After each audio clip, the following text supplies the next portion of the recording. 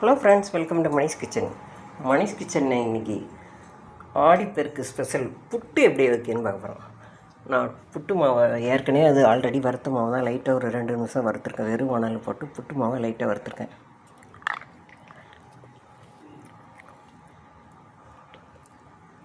வறுத்த மாவில் கொஞ்சமாக உப்பு தண்ணி போட்டு தேங்காய் புட்டை மாவு வறுத்துட்டு அதில் தேங்காயும் வறுத்து எடுத்துருக்கேன். 1/4 கிலோ அளவு வெள்ளத்தை பாகு வச்சுருக்கேன், நல்லா கட்டியாக.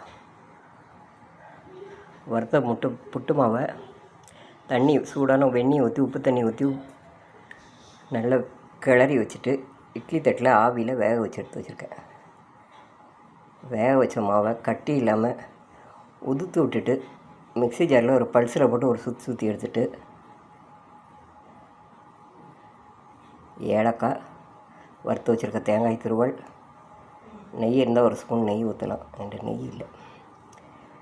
பாகு வச்சுருக்க வெல்லம் போட்டு நல்லா கிளறி எடுத்தோன்னா சூப்பரான